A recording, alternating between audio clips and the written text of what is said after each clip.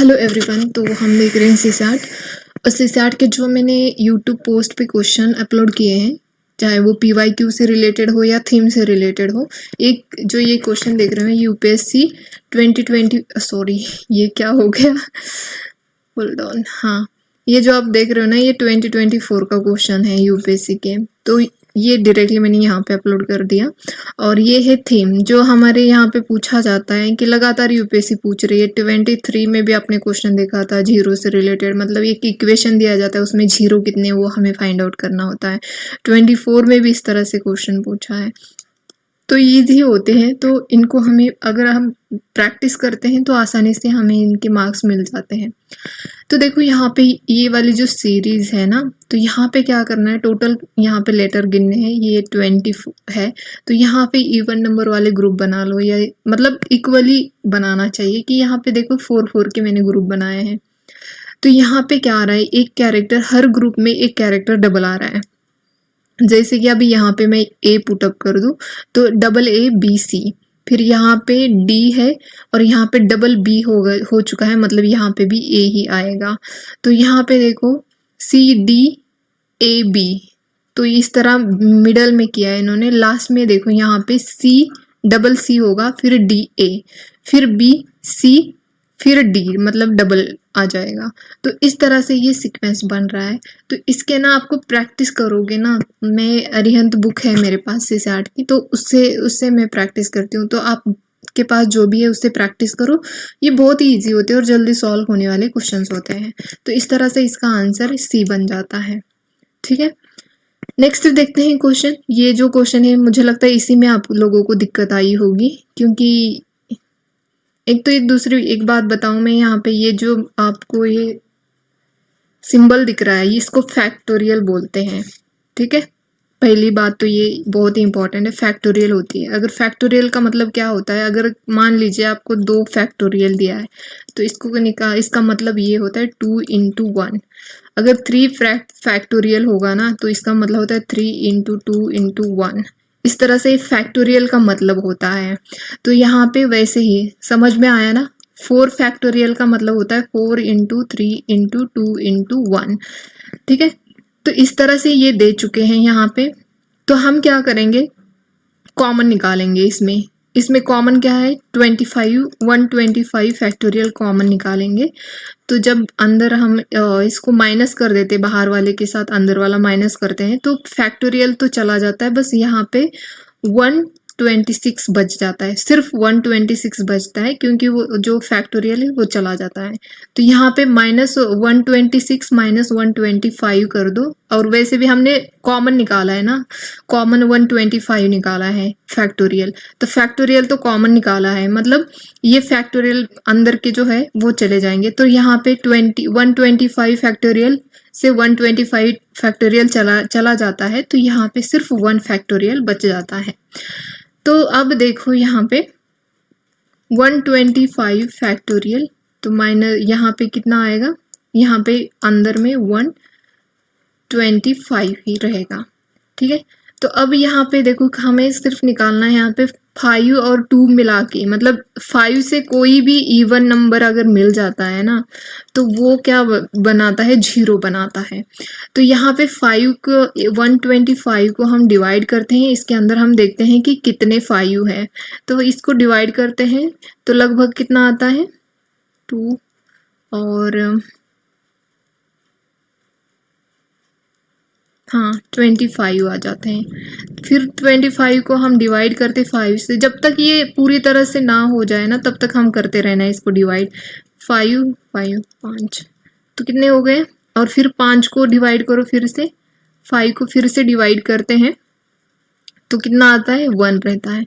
तो मतलब इस टोटल ये 25 प्लस 5 प्लस 1 तो इज इक्वल टू 31। मतलब इस फैक्टोरियल 125 फैक्टोरियल में देखा जाए तो 5 कितने हैं, 31 5s हैं। और इस 5 इसमें देखा जाए तो ये 125 इसमें कितने होंगे, मतलब इसमें अगर देखना है हमें, ये फैक्टोरियल है ना, तो इसमें अगर देखा जाए तो 3 होते हैं, क्योंकि ये एक तो ये 5 का ये है, तो इसीलिए इसके अंदर कितने हैं, 3 है। सॉरी ये दोनों मिला के 31 प्लस 31 प्लस 3 मिला के 34। तो आंसर क्या हो जाता है हमारा, यहाँ पे 34 आंसर आ जाता है, मतलब हमारा आंसर डी आ जाता है। आई होप कि आपको ये समझ में आया। मैं कोई मैथ की स्टूडेंट नहीं हूँ, मुझे जितना समझ में आया है उसी के अकॉर्डिंग मैं समझाने की कोशिश कर रही हूँ। लेकिन हमेशा याद रख लेना, जब भी जीरो निकालना होता है ना ऐसे, तो इसके लिए 5 और एक इवन नंबर की ज़रूरत होती है। अगर एक इवन नंबर रहेगा तभी वो जीरो आ जाएगा। तो आपको ये हमेशा देखना होता है कि अगर उसमें इवन नंबर बराबर होंगे, अगर इवन नंबर जितने हैं उतने ही 5 होंगे तो फिर जीरो भी उतने ही होंगे। अगर मान लीजिए यहाँ पे इसमें जो भी है एक यहाँ पे एक सीक्वेंस है और उसमें 5 टाइम्स 5 है, और मान लीजिए उतनी ही इवन संख्या है, इवन संख्या उतनी है 5, तो यहाँ पे कितना होगा, वो 5 जीरो आ जाएंगे। तो इस तरह से होता है। आई होप कि मैंने समझाने की बहुत अच्छे से कोशिश की और आपको समझ में आ गया हो। नहीं आया तो मैं दोबारा कोशिश करूँगी नेक्स्ट सेम वीडियो, मतलब इसी टाइप का एक आध क्वेश्चन देके मैं समझाने की कोशिश करूँगी। ठीक है, तो चलो अब देखते हैं हम हमारा पैराग्राफ जो मैंने टेलीग्राम चैनल पे दिया था। प्लीज़ आप सॉल्व किया करें, इससे आपकी प्रैक्टिस होगी। अगर आप नहीं सॉल्व करोगे तो आपकी प्रैक्टिस कैसे होगी। पहले तो हम यहाँ पे देखते हैं ऑड को, जब भी 4-5 स्टेटमेंट दी जाती है तो उसमें हमें थोड़ा सा एलिमिनेशन टेक्निक देखनी होती है, अप्लाई होती है या नहीं होती है। तो यहाँ पे देखो, यहाँ पे जो है, यहाँ पे आप यहाँ पे देखो ऑल है, तो ये एक्सट्रीम बनता है। अगर हम 3 को कट कर देते हैं ना तो हमारे यहाँ पे 3 और यहाँ पे 3, ये दोनों चले जाते हैं। अगर आप यहाँ पे ये अजम्पशन पूछा गया है हमें, और यहाँ पे अगर 4 हमारा करेक्ट है, 1 अगर करेक्ट है, तो ये दोनों क्वेश्चंस आने के चांस, मतलब इसी में हमें कंफ्यूजन है। तो हमें पैसेज पढ़ना है।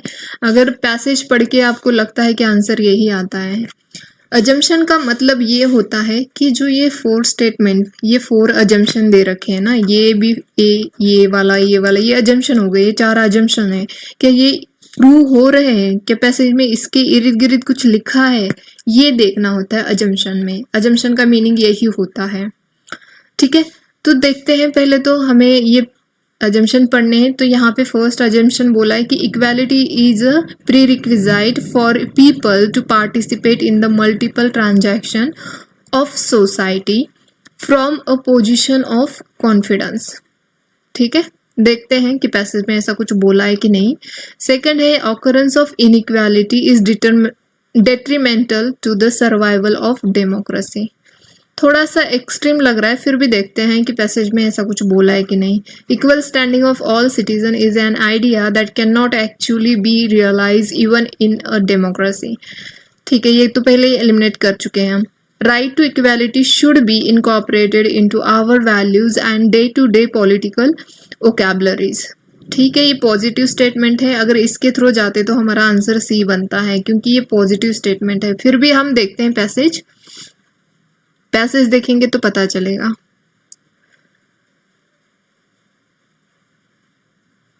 देखो, inequality violets a basic democratic norms. ठीक है, इनइक्वालिटी जो होती है वो डेमोक्रेसी के जो बेसिक नॉर्म होते हैं उनका वायलेशन करती है। And the equal standing of citizen and equal standing of citizen. Equality is a relation that obtained between person in respect of some fundamental characteristic that they share in common. Equality is morally speaking a default principle, and therefore persons should not be discriminated on grounds such as race, caste, gender, ethnicity, disability or class. So these features of human condition are morally irrelevant.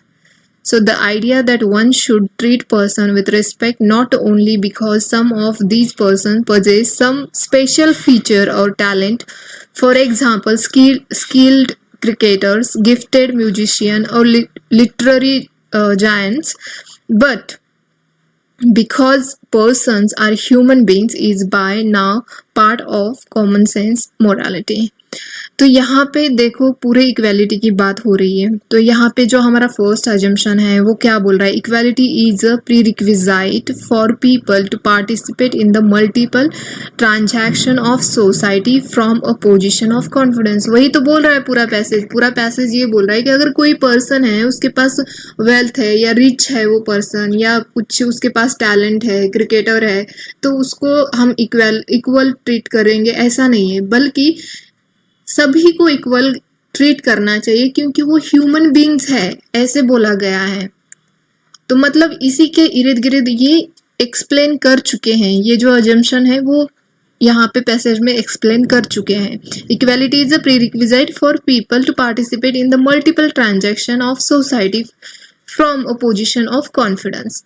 तो ये बिल्कुल सही assumption है यहाँ पे, ठीक है। अब देखते हैं अगर ये करेक्ट, वन ऑप्शन हमारा करेक्ट है तो यहाँ पे, तो वैसे भी देखो ये तो वैसे भी चला जाता है, यहाँ पे ये दोनों ही बच जाते हैं, वन तो हमारा करेक्ट है। तो अभी देखना है हमें 2 और 4 में देखना है। तो यहाँ पे 2 बोल रहा है कि occurrence of inequality is detrimental to the survival of democracy. देखो ऐसी बात उन्होंने नहीं बोली है, वो बात कर रहे इक्वालिटी, चाहे वो रिच पर्सन हो चाहे वो गरीब इंसान हो, हर किसी को हमें इक्वली ट्रीट करना चाहिए क्योंकि हम ह्यूमन बींग्स हैं, ये बोली गई है पूरे पैसेज में बात, ना कि ये occurrence of inequality is detrimental to the survival of democracy, ये बिल्कुल बोला नहीं है। तो ये अगर 2 कट हो जाता ना हमारा, तो सीधा सीधा हमारा आंसर सी आ जाता है, ठीक है, हमारा सी आंसर। फिर भी देखो, right to equality should be incorporated into our values and day to day political vocabulary. तो ये बिल्कुल सही अजम्पशन है कि ये हमें करना चाहिए, इनकॉर्पोरेट करना चाहिए वैल्यूज में and day to day political vocabulary के अंदर इसको इनकॉर्पोरेट करना चाहिए राइट टू इक्वालिटी को, ताकि हर ह्यूमन बीइंग को इक्वली ट्रीट किया जाए, ठीक है, चाहे वो किसी चीज में पार्टिसिपेट करना चाहता हो या नहीं चाहता हो, तो ये इक्वालिटी उसको मिलनी चाहिए। तो आंसर हमारा यहाँ पे सी बन जाता है। हमारा 34 वाला देखते हैं। 34 में बोला है कि बेस्ट रिफ्लेक्ट द कर्क्स। यहाँ पे कर्क्स मतलब मेन थीम क्या है पैसेज की, ये ढूंढना है हमें यहाँ पे। तो पहले तो देखो यहाँ पे भी ऑल सिटीजन की बात की है, तो इसको हम डिलीट कर देते हैं, ठीक है। यहाँ पे देखो, having government is a necessary evil because tyranny is inherent in any form of government। ये भी एकदम एक्सट्रीम स्टेटमेंट लग रही है। any form of government tends to deteriorate by excess of its basic principle। देखते हैं human societies experiment with different form of government. तो ये भी 2 ऑप्शन बचते हैं। हालांकि मैंने अपने जो मतलब मेरी प्रैक्टिस की वजह से हो रहा है थोड़ा सा, ये एलिमिनेशन हो जाता है। बाकी देखते हैं, हम पैसेज पढ़ते हैं। ये प्लेटो का पैसेज है, प्लेटो का, तो उसको ही पढ़ते हैं। देखो यहाँ पे बोला कि aristocratic government rules itself by limiting too narrowly the circle within which power is confined. So oligarchy government rules itself by the incautious scramble for immediate wealth, ठीक है। But even democracy ruins itself, ruin या ruins pronunciation देखना आप अपना, itself by excessive of democracy, ठीक है। तो हमारा जो फर्स्ट सेकंड ऑप्शन जो बोला है ना, तो यहीं पे वो मेन थीम यहीं पे आ रही है सेकंड ऑप्शन की, ठीक है। फिर भी फर्स्ट वाले के लिए देखते हैं। It's a basic principle is that equal right of all to hold office and determine public policy. So this is at first glance a delightful arrangement. It becomes disastrous because the people are not properly equipped by education to select the best ruler and the wisest courses. So the people have no understanding and only repeat what their rulers are pleased to tell them.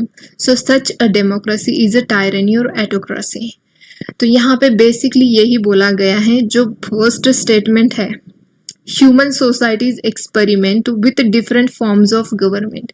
ये different form of government की बात नहीं कर रहे हैं, ये citizen की बात कर रहे हैं। और जो उनके रूलर होते हैं, सिटीजन वही करते हैं जो उनके रूलर्स उनको मतलब करने के लिए बोलते नहीं, बट जब सिटीजन जैसे उनकी मर्जी के अकॉर्डिंग करते हैं ना, रूलर के मर्जी के अकॉर्डिंग करते हैं, तो वो खुश हो जाते हैं रूलर्स एक्चुअली। तो वो ये बात बोल रही है, human societies experiment with different forms, ये मेन कर्क्स नहीं है। तो ये हमारा ऑप्शन तो नहीं बनता है, सॉरी। तो हमारा आंसर यहाँ पे बिल्कुल बी आंसर बनता है। So any form of government tends to deteriorate by excess of its basic principle. तो यही सेम यहाँ पे जो हमारी सेकंड लाइन है यहाँ पे बोला था। So but given democracy rules itself bye excess of democracy. तो यही से हमारा आंसर बन जाता है। तो थोड़ा सा केयरफुली रीड करते टाइम पे थोड़ा केयरफुली रहना चाहिए और पढ़ना चाहिए। मैं ज़्यादा एक्सप्लेन यहाँ पे इसलिए नहीं कर रही हूँ क्योंकि टाइम ज़्यादा ले होगा और आपके लिए भी इतना टाइम नहीं होगा कि वीडियो देखते बैठ जाए। अब जस्ट मैं एक बात आपको बता रही हूँ कि टेक्निक आपको सीखना बहुत ज़रूरी है। प्रैक्टिस करनी है तो टेक्निक के साथ प्रैक्टिस करो ताकि आपके क्वेश्चन 50 या 55 के आसपास आपके अटेम्प्ट हो 2 आवर्स में। तो आपको इजी क्वेश्चन पहले राउंड में करने हैं, इसके लिए भी आप 3 राउंड का इस्तेमाल कर लो। 3 राउंड में आपको क्वेश्चन सॉल्व करने। पहले राउंड में जो जो आपको क्वेश्चंस आते हैं ना उसको कर लो, और दूसरे राउंड में जो जहाँ पे आपको लगता है कि हाँ आपने पढ़ा है 50-50 वाले चांसेस है वहाँ पे आप फिर कर लेना, और जो लेंदी होते हैं वो लास्ट में रखना। अगर लेंदी है लेकिन एक्यूरेसी आ सकती है तो ऐसे सेकंड राउंड के लिए रखना, ठीक है। तो इस तरह से आप पेपर सॉल्व करना है, बिल्कुल टाइम वेस्ट मत करें। बहुत सारी चीज़ें हैं लेकिन मैं आपको रिक्वेस्ट करती हूँ जो आपने शुरुआत से आपके पास जो भी बेसिक आपने फॉलो किया है ना उसी को मल्टीपल टाइम्स रिवाइज करें। वीडियो देखते मत टाइम वेस्ट करना, ठीक है। जहाँ पे आपको समझ में नहीं आता या बोर होता है उस टाइम पे आप वीडियो देख लेना, वरना आपके जो नोट्स होंगे, आपके जो बुक्स है जिसको आपने हाईलाइट किया उसको रिवाइज कर लेना। ये ऑनेस्टली मैं कह रही हूँ, मैं खुद भी अटेम्प्ट दे रही हूँ तो इसीलिए मैं कह रही हूँ आपको भी। तो आज के लिए इतना ही, धन्यवाद।